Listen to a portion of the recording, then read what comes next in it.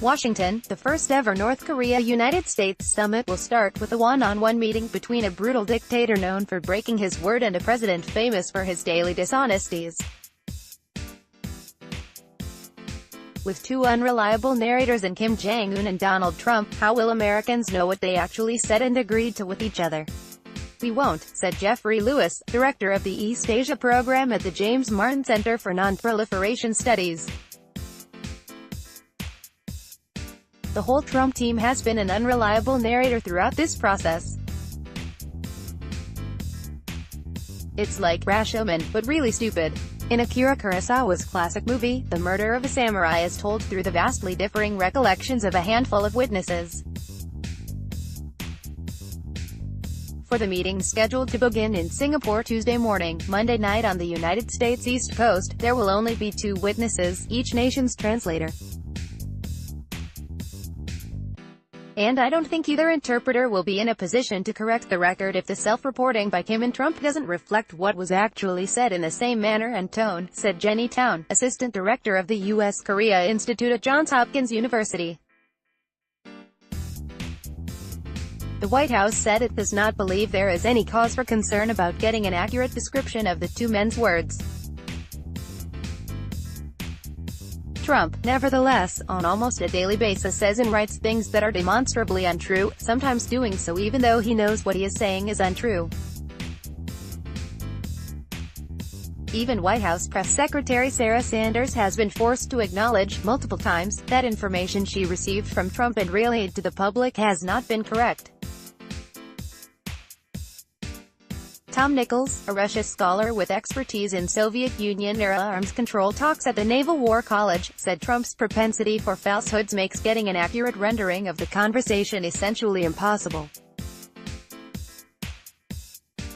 There will no way of knowing what happens in that room, unless it's being recorded, knowingly or otherwise, he said.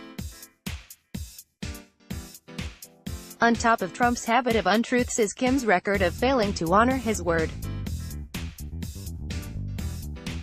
Trump's own White House, in fact, has already laid out the ways in which Kim broke various promises along the way to the summit. Deputy White House Press Secretary Rod Shaw said in early May that North Korea had agreed not to criticize upcoming joint military exercises between the United States and South Korea.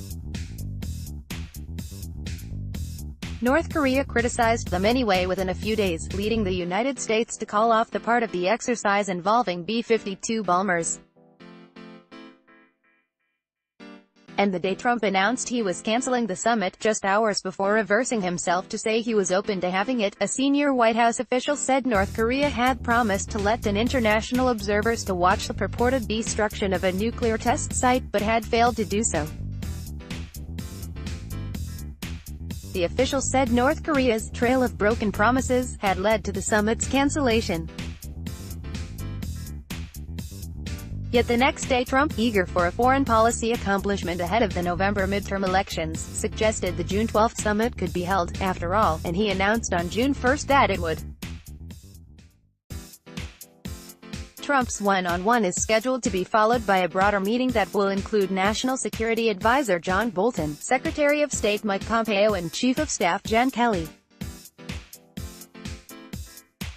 And that will be followed by a lunch, which is expected to also include Sanders and the National Security Council Senior Director for Asia, Matt Pottinger. Trump is scheduled to leave Singapore Tuesday morning in Washington, for the long flight home. Trump immediately accepted Kim's offer of a meeting when it was made in March, possibly failing to understand that Kim, his father the previous dictator and his grandfather before that had all sought an audience with the U.S. president for the purpose of enhancing their own status both domestically and around the world. Instead, Trump has boasted of the planned meeting as a great coup, something he managed to obtain where others before have tried and failed. Trump's advisors, meanwhile, have from the start of the summit discussions pushed the idea that there would be no letting up of economic sanctions against North Korea unless Kim agrees to complete denuclearization. Yet, Lewis said that was the exact word used by Kim Jong-il and Kim Il-sung before him, and it does not mean what Pompeo and Bolton would like it to mean. As a factual matter, the North Koreans have never offered to give up their nuclear weapons. Not once, he said. Denuclearization, as the Kim family has used it, Lewis added, is an aspirational goal that involves everyone on the Korean peninsula, including the United States, giving up nuclear weapons.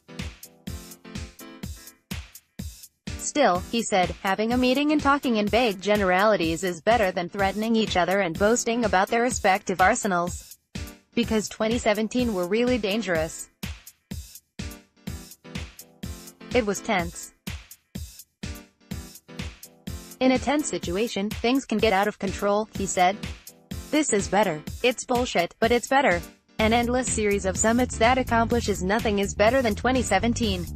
Download. Do you have information you want to share with HuffPost? Here's how.